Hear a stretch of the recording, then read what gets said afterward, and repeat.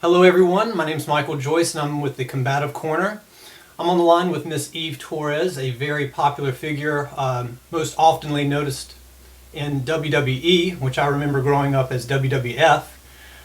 In her time there, she became a three-time WWE Divas Champion. But apart from professional wrestling, she's a model, dancer, actress, and recently became a star in the Gracie's Women Empowerment.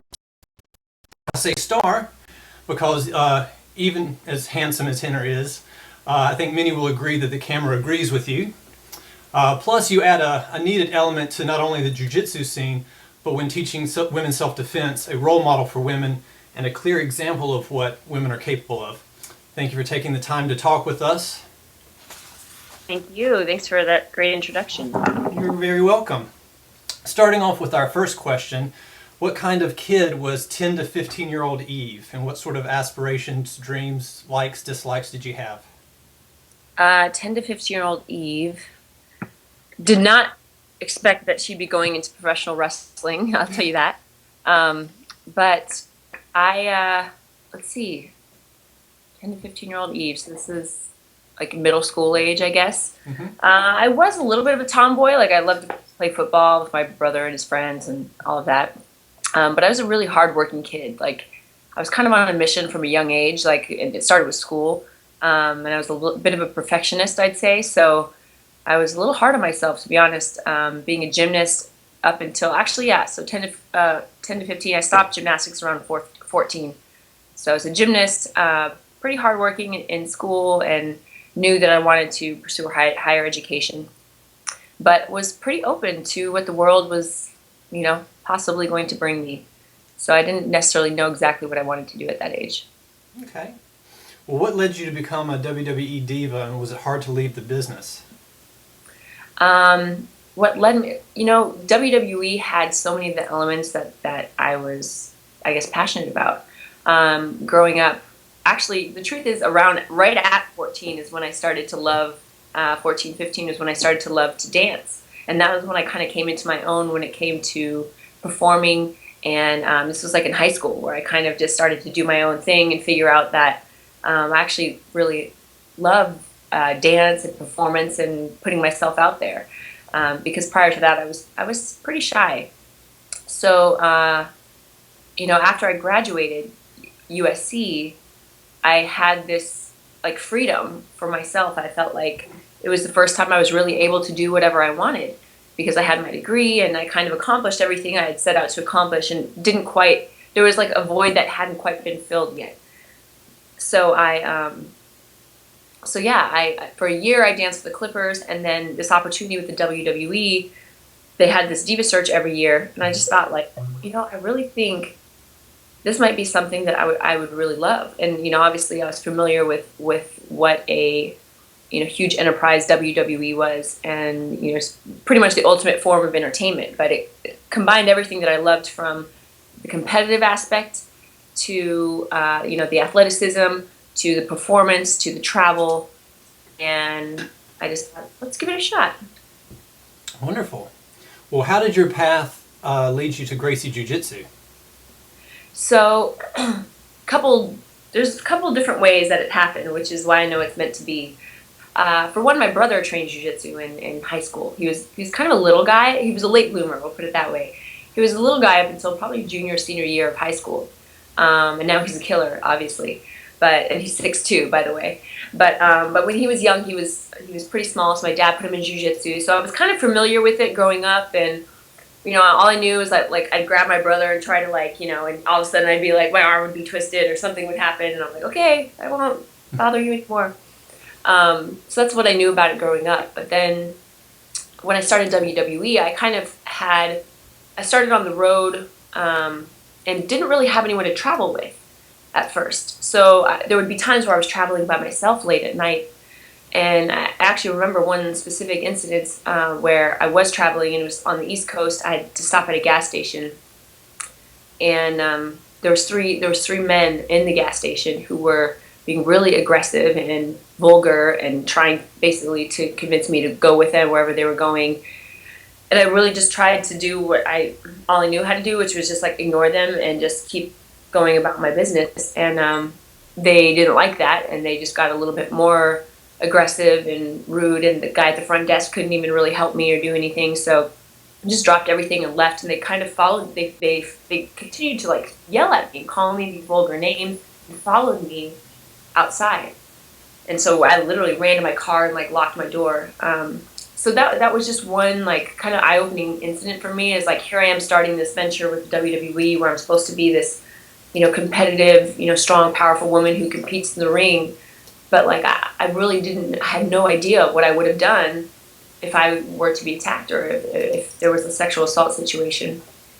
So anyways, sorry to make this a very long story, but then at the same time, one of my very good friends, Victoria, introduced me to, she's like, you got to come into the academy. And Victoria is now the wife of Hidon. So Victoria, who's one of my good friends and I used to dance with, said, you got to come by the academy and check it out. And what I didn't know is at the same time, she was thinking about setting me up with Hidon's brother, Henner. So that's how that happened. You have to even be, you definitely don't have to be a WWE diva to be able to defend yourself. And that was kind of the image I wanted to help portray to the world, and to just kind of common everyday women, maybe women who don't see themselves as like, okay, I don't want to be the next MMA fighter, but there is something in this for me. So throughout this time in WWE, I'd been helping with Henner kind of figure out what the next step for Women Empowered is, and kind of giving him the little like nudge and the little like, okay, we need to make this an ongoing class at the academy, a women's only class, because that hadn't existed yet. It was something that we did a few times a year, but it was like, this needs to be an ongoing thing.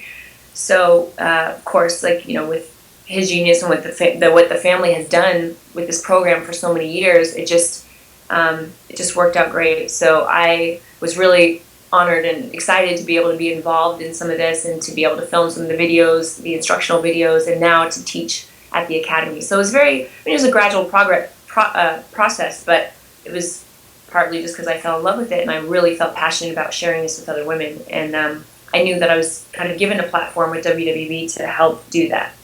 Awesome. So here we are. Yeah. Mm-hmm. Well, what is it about Women Empowered that you find unique or appealing? What really makes it unique, in my opinion, is, I guess, the misunderstanding or misconception of what women's self-defense is. And I know for me that when I first started, I had this idea of what women's self-defense was, right? That it was only just kind of like the aggressive, the strikes, the palm strikes, the eye gouges, the groin shots, these things that,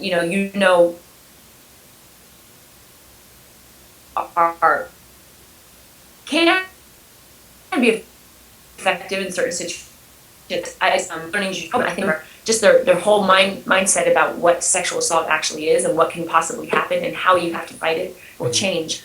And that's really what I believe makes this program different, is that we address what happens when you get to the ground.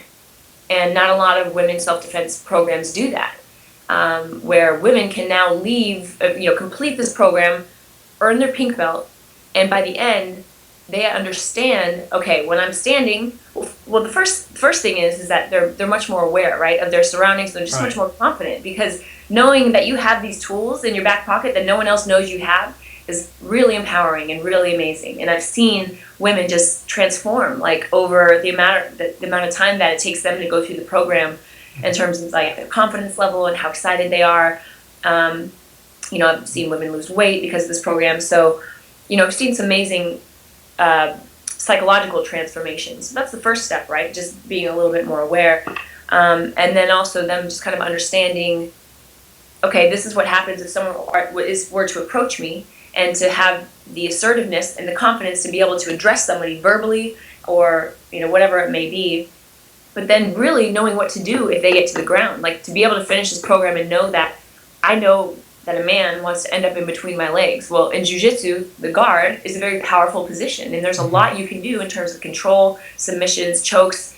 There's a lot of possibilities for escape or to actually defeat someone from that position. So it's a pretty empowering thing, and I really believe that, that this ground aspect is what makes the program very different. The other element of Women Empowered that I I think is just amazing, and I think that women need to kind of understand and grasp, is this idea that because most sexual assaults, about 80% of sexual assaults are actually by people we know. Right. Right? And so in these situations, it's of course we can tell women, it's once someone crosses the line, you can go there physically with them in whatever way you feel is comfortable for you. But I don't know if some women will feel comfortable possibly eye gouging or giving groin shots or, breaking someone's face if it's their coworker, or if it's their boss, or if it's their husband, or if it's a family member, right? Yeah. So it's like you need to give women viable options. You need to give them a range from how to just neutralize the threats to keep yourself safe without having to kind of escalate it, right? To escalate the situation, how to just neutralize it without them feeling like they had to do something that was out of their comfort zone, right? Whereas I think that that instinct to kill or be killed, that comes when this scenario where somebody that we don't know, right, a stranger comes up to us and tries to do this. I think then we're a little bit more willing to do what it takes. If it's somebody we know, I just don't think it's fair to give to that for that to only be the only option. Right. You have to strike or eye gouge your husband if he comes at you. No, we have to have other options for these, and that's what the Women Empowered program is as well. Yeah, awesome. Well, you touched on the psychological aspect, and one of the big things in my class is combating the four-letter word fear. What's been the best method for you, kind of breaching that to your students? Well, it's progress, right? It starts. The first thing we want to do is start with trying to make it like an enjoyable environment, right? So by enjoying the program and by having fun with these techniques and understanding how serious it can be, but also learning the answers to those kind of makes it exciting, right? Right. So we don't really, we like to slowly kind of progress, right, with our students and slowly add more intensity and slowly make these situations a little more complicated and a little more, scary. So basically, we address the fears right away from the beginning. And, how amazing that here's the situation that seems extreme, could possibly be the most fearful situation in your life. And we present situations to women and they don't know the answer. And I didn't know the answer when I first started. They don't know the answer to these possible scenarios. And then what happens? Then you teach them the answer. And it's like, oh my gosh, okay, here's this this scenario that brought so much fear to me and so much anxiety. And by the way, this can also happen with survivors of sexual assault. They may have been in a very specific situation that will continue to bring them fear, even thinking about this situation for the rest of their lives. So imagine giving them a kind of just more tools to be able to say, so that they can say in their mind, well, if I were to ever be in this situation again, I could address it, or I would have like a plan, right? So, and then we kind of gradually increase the intensity and start to make the situations a little more real and to deal with fear on that level. Okay, awesome. You recently got engaged to Henner. Congratulations, by the way. Thank you. What are some of the influence that he's had on you and vice versa? Well, aside from making me vegetable juice every morning. Yeah.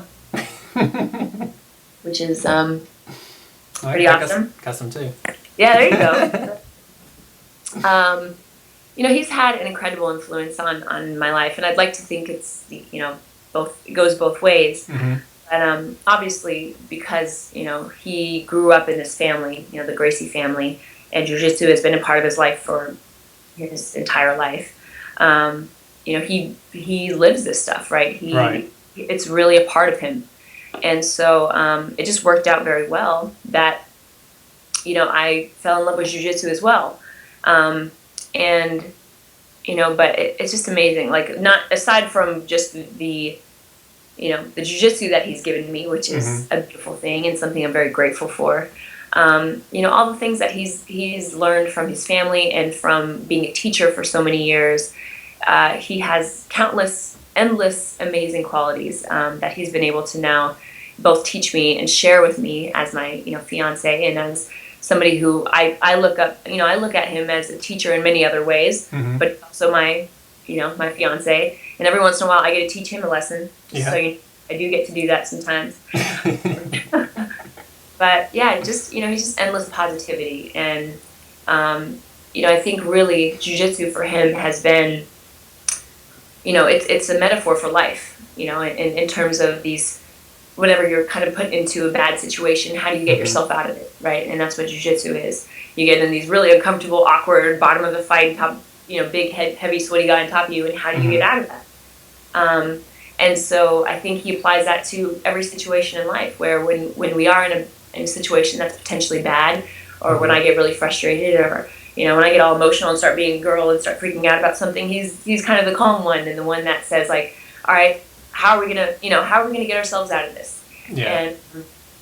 And so that's just been such a great balance for me, and kind of where I come from, where I've always just grew up a little bit higher stress and a little bit like, oh my gosh, everything has to get done, or I don't know. So it's been a great balance. And you probably get the energy sandwiches for lunch, right? I do. I get I make the energy sandwiches, to be true, to be honest, and he makes the vegetable juice in the morning. Yeah. Do you have a energy sandwich Eve variation? Well, yes, I do. The energy sandwich 2.0 version. Don't tell him this. Yeah. I hope he's not listening in the other room. Yeah. That was me. That was egg whites. That was me. Yeah. Okay. Yeah. All right. Coming back to self-defense, though, what has been the biggest obstacle for you in teaching self-defense? Oh. That was a lie. We're supposed to listen. That was a lie. He's got good ears. And if it was the truth, it wasn't meant to be publicized. What's up? I'll try to edit that out. You Not know. really. So what was the obstacle for you in teaching? In teaching, well, teaching's as I'm sure teaching's a very, if you've never done it before, Right. It's a hard thing to do. Yeah. But I do believe that there are certain kind of innate qualities that you either have or you don't have. And first of that is patience. And I believe I actually am a very patient person. I've dealt with a lot of interesting people in my life, and so I think that was the easy part for me, is to have patience with people and to kind of work with them. But that was another way that Henner really helped me, because he's been teaching since he was like 12, and he's just not only is he a master in jiu-jitsu, but he's a master instructor. And there are people that have said to him, like, you were the best teacher I've had in any subject, meaning like not just jiu-jitsu, like math, physics, whatever like he can break it down. And part of that is because of the teaching methodologies the Gracie family had been using for years and years and years.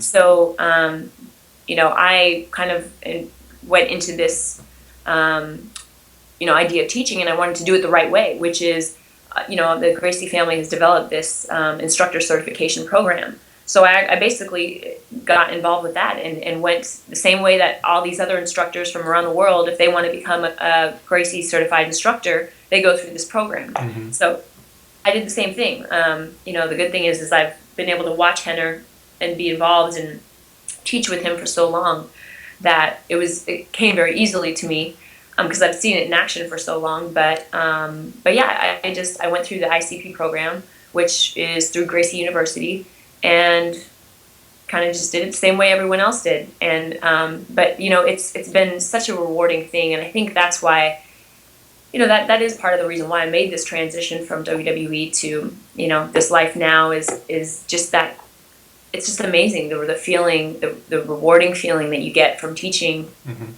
a class. It doesn't matter how many students are in it. It can be a private class, it can be a one-on-one class, and just the fulfillment you get when you leave, realizing the information that you've shared and how excited they are to receive it is priceless. Right. So that's why I've just really grown to enjoy it and love it, and especially working with women, because women just kind of bring a different energy to the group. You know what I mean? Like, I do. A little bit more like they'll learn something about, oh, cool, yeah.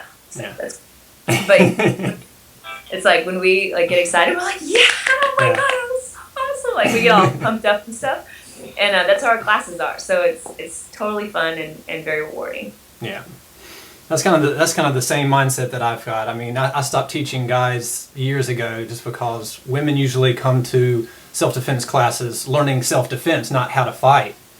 And, you know, and that's what really worried me, that these guys are going to learn techniques, and what are they going to use them for? I mean, I can kind of tell who's going to go on the streets and use them for, you know, wrong purposes, and those who are really truly going to protect themselves. So women usually come to the classes with a clean slate. They've never taken any martial art before, and they're very good listeners too. Yeah. Yes, we are. Yes.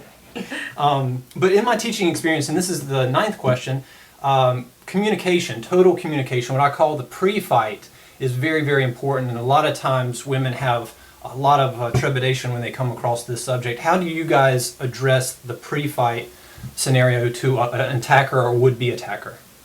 Yeah, well, we definitely practice the verbal. The verbal assertiveness is, I mean, just as important as these techniques. Right. Because, I mean, if you have conviction with your verbal assertiveness and how you address somebody who is potentially a threat, that may stop it altogether. Mm-hmm. So imagine if, you know, never, and that's this goes back to this idea of, you know, we learn these techniques so that we will never have to use them. Right. And that's the idea, right? Is that we know what we've got in our back pocket. We know what tools we can bring out if we need to, you know, address any situation that may come our way.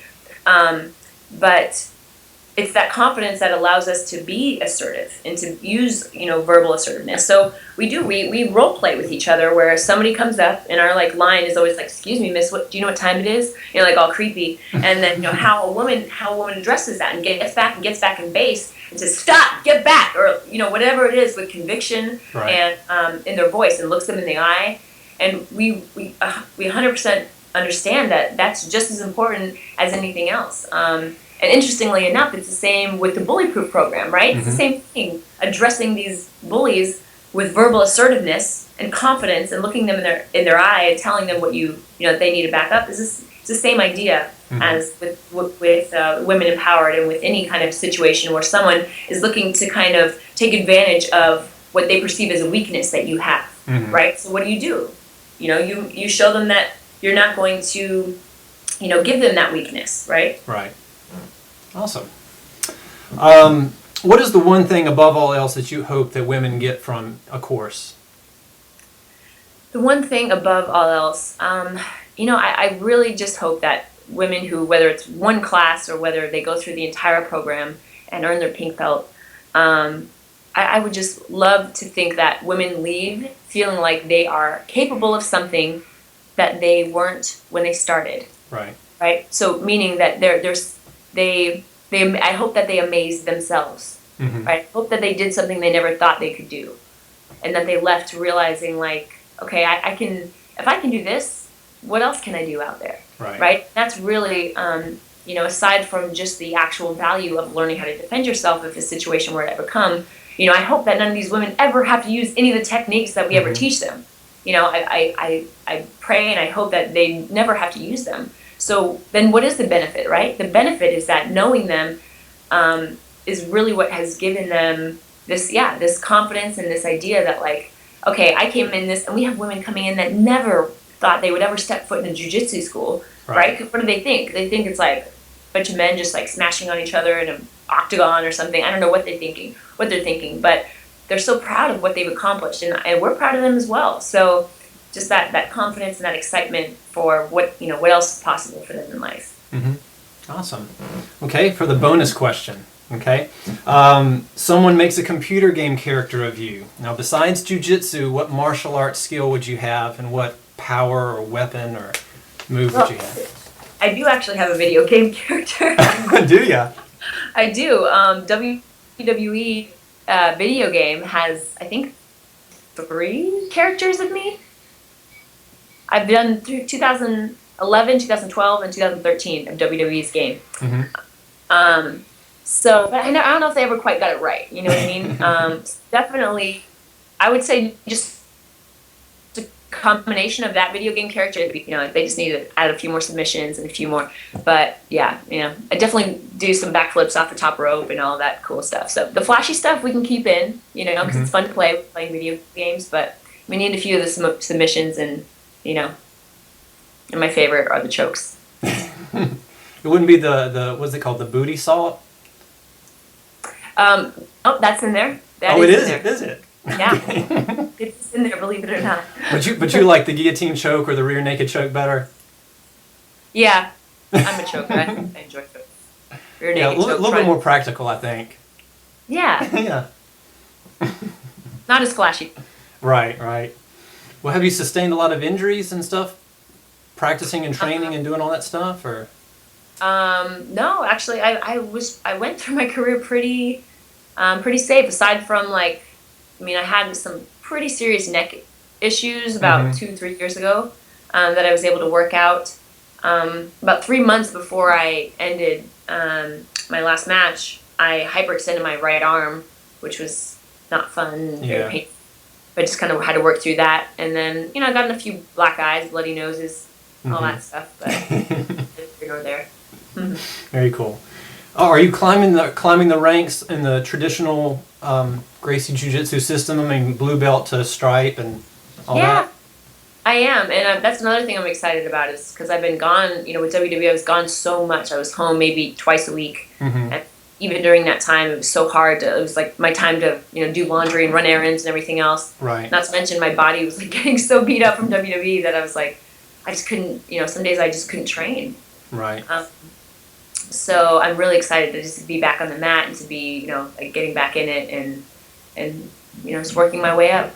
Yeah, because my idea was, I'm always thinking about the women and making sure that I'm not getting, putting too much on their plate at one time. And of course, as an athlete, as someone who wants to kind of perfect their skill, they want to kind of climb the ladder and learn new and more interesting, techniques. But I didn't know if you wanted just to stick with, women empowered and then climb the ladder just with the self-defense aspects, or...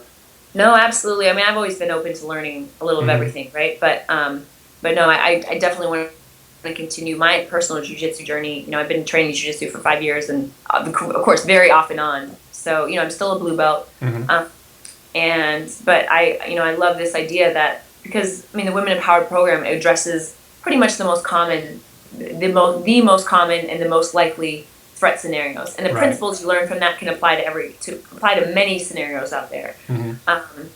However, it's always good to know these, the what ifs, and also just to start challenging yourself more on a personal level, where, I go into the academy and I can, challenge myself for that day, like, and that's the thing, is just if you want the challenge and you want a little bit of the competition and, and even the competition with yourself, then you have to continue the journey, right? The Women Empowered is for confidence, and it's for, feeling like you really have the tools that you need, right? But if you want to continue and you want to get that little bit of excitement and fulfillment, then you have to continue learning, right? And what's been so awesome is that we've had all these women come through the Women Empowered program, and these are women that would never step foot into a Gracie Combatives class or to a co-ed jiu-jitsu class before in their life. And they finish the Women Empowered program, and then they're like, okay, what's next? And now that they've gone through this program, now they're training in the co-ed classes. Now they're starting their path to blue belt, which is so awesome, right? So it's kind of like a feeder program for these women who almost disqualified themselves from being able to do, regular jiu-jitsu. So, it's a women's only class, and it's a great course, but it kind of sets them up for that next step. Awesome. I've actually got one more question for you. Got time for it? I think so. Do we have time? Good? Cool. I recently saw a video where you and Henner were doing a workshop, and you were able to name everybody's first names, like 50 or 60 of them. I put a tweet out there, but no one answered my tweets. How did you do that? You have to care, Michael. I mean, is that a skill that you have above all else? Because I know that there's no matter of caring on my part that I could do that. I don't have any special skills, unfortunately. You really have to just try to learn everyone's name. That's it. And you did it in how long? Was it 2 hours or something? It was like 2 hours, 3 hours maybe. Well, but I'm still going to hold you to a higher standard than... Yes, I mean, you can do totally. I can sit here and say, yes, I have a magical power for memorizing names, but then I'd have to hold myself to high expectations when I meet people. So I don't really do that. Yeah. But yeah, pretty much it's just if you were told, if you told yourself, I mean, not that it's real, but you know, and you walked into a room and you're like, okay, if I could get $1 million for learning everyone's name in here, Yeah. you would learn their names, right? You'd figure out a way to learn their names. I'm getting old, Eve. Yeah, you could do it. Trust me. For $1 million, you could do it. I gotta drink some more juice. Like, all right, now spell it for me. Like, how do you do? Like, you would make it your priority to learn their names. So, Yeah. I'm just saying, next time you're in a big room, just pretend like that money's on the line or something. I don't know. Whatever's valuable to you. All right, I definitely will. Well, I appreciate it. Thanks for all your time. No problem. Give my love to the guys. I will. Will do. All right, take care. Cool. Thanks again. All right, bye.